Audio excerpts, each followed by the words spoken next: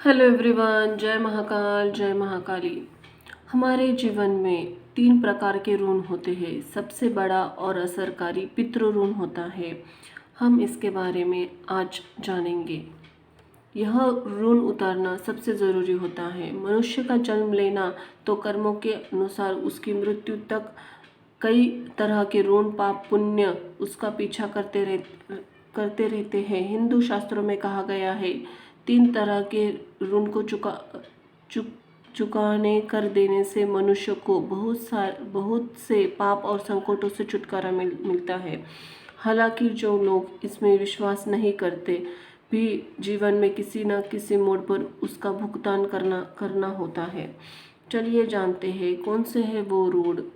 सबसे पहले आता है देव ऋण, ऋषि ऋण, पितृ ऋण और ब्रह्मा ऋण। इन चारों ऋणों को उतारने के लिए प्रत्येक हिंदू का कर्तव्य है। यह जीवन और अगला जीवन सुधारना हो तो इन ऋणों का महत्व समझना भी जरूरी है। मनुष्य पशुओं से इसलिए अलग है क्योंकि उसके पास नैतिकता, धर्म और विज्ञान की समझ है। जो व्यक्ति इनको नहीं मानता वो पशुवत है।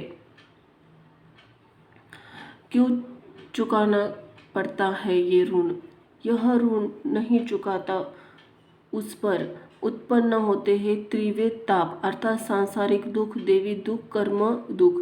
ऋणों को चुकाता नहीं करने से उक्त प्रकार के दुख उत्पन्न होते हैं और इससे व्यक्ति के जीवन में पिता, पत्नी, पुत्र से एक भी सुख नहीं मिलता या तीनों से वह वंचित रह जाता है। यदि व्यक्ति को बहुत ज़्यादा इन ऋणों से ग्रस्त है तो उसे पागल खाने, जेल खाने, दवाखाने में अपना जीवन गुजारना पड़ता है। त्रिविध ताप क्या है? सांसारिक दुख अर्थात आपको कोई भी जीव, प्रकृति, मनुष्य शारीरिक और मानसिक रोग कष्ट देगा। देव दुख अर्थात आपको ऊपरी शक्तियों द्वारा कष्ट मिलेगा। कर्म का दुख अर्थात आपके पिछले जन्म कर्म और इस जन्म के बुरे कर्म मिलाकर आपको दुर्भाग्य बढ़ेंगे। इन सभी से मुक्ति के लिए ऋण चुकाना करना जरूरी है। ऋण जो चुकाना करने से संकटों से मुक्त होने की और नई शुरुआत मानी जाती है। चलिए जानते हैं वो ऋण और उनके उपाय। सबसे पहले आता है देव ऋण। माना जाता है देव ऋण भगवान विष्णु का ऋण है। यह ऋण उत्तम चरित्र रखते हुए दान और यज्ञ करने से ही चुकता होता है। जो लोग धर्म का अपमान करते हैं या धर्म के बारे में भ्रम फैलाते हैं या वेदों के विरुद्ध कार्य करते हैं उनके ऊपर यह ऋण का दुष्प्रभाव डालने वाला सिद्ध होता है। क्या करें उपाय? प्रतिदिन सुबह और शाम संध्या वंदन करें और विष्णु, कृष्ण और हनुमान चालीसा में किसी भी एक मंत्र चालीसा का पाठ और स्तोत्र का जाप करें। सिर पर चंदन तिलक लगाए, उत्तम सात्विक भोजन करें, धर्म प्रचार प्रसार करें, धर्म के लिए दान करें, देवी देवता आदि का सम्मान करें, उन्हें श्रद्धापूर्वक नमन करें। किसी भी प्रकार से हिंदू धर्म का अपमान सहे ना करें। हिंदू है तो हिंदू धर्म कर्म और स्वभाव से भी बने। दूसरा आता है ऋषि ऋण। यह ऋण भगवान शंकर जी का है। वेद, उपनिषद और गीता पढ़कर उसके ज्ञान को सभी में बांटने से यह ऋण चुकता हो सकता है। जो व्यक्ति ऐसा नहीं करता है उससे भगवान शिव, ऋषिगण सदा अप्रसन्न रहते हैं। इससे व्यक्ति जीवन घोर संकट में घिरता जाता है या मृत्यु के बाद उसे किसी प्रकार की मदद नहीं मिलती।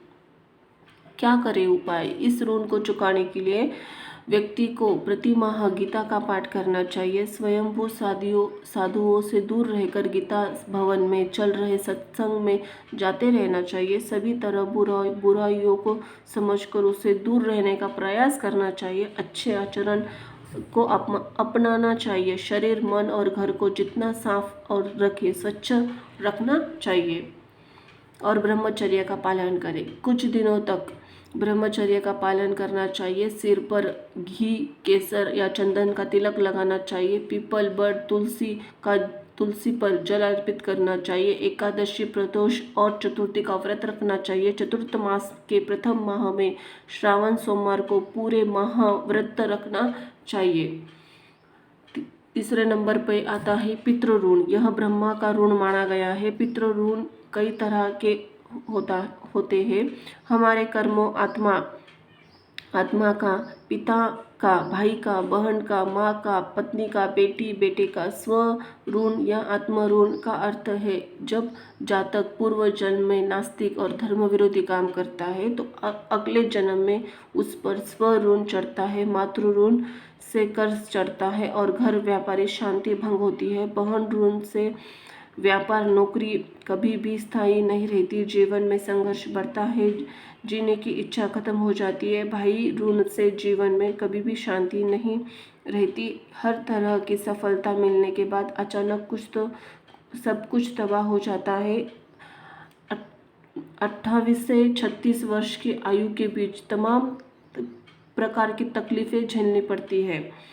दूसरी ओर से ऋण हमारे पूर्वजों, हमारे कुल, हमारे धर्म, हमारे वंश से जुड़ा है। इस ऋण को पृथ्वी ऋण भी कहा जाता है जो संतान द्वारा चुकाया जाता है। बहुत लोग अपने धर्म, मातृभूमि या कुल छोड़कर चले गए हैं।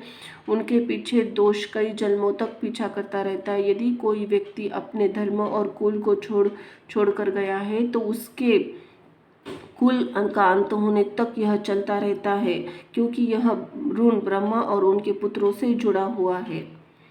खास उपाय क्या करें?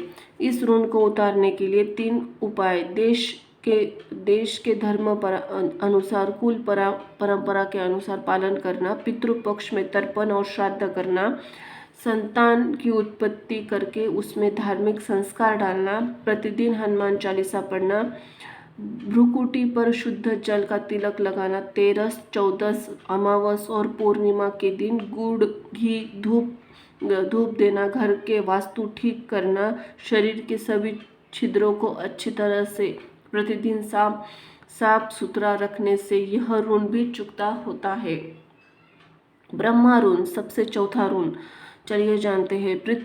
पितृ ऋण के अलावा एक ब्रह्मा ऋण भी होता है जिसे भी पितृ ऋण के अंतर्गत माना जाता है। ब्रह्मा का ऋण वो ऋण है जो हम पर ब्रह्मा का कर्ज है। ब्रह्मा जी और उनके पुत्रों ने हमें बनाया, किसी भी प्रकार के भेदभाव, छूत-छात, जाति आदि विभाजित करके नहीं बनाया, लेकिन पृथ्वी के आने के बाद हमने कुल जातियां बांट दी, आपने ही भाइयों विभाजित कर दिया। इसका परिणाम यह हुआ, हमें युद्ध, हिंसा और अशांति को भोगना पड़ा और पड़ रहा है।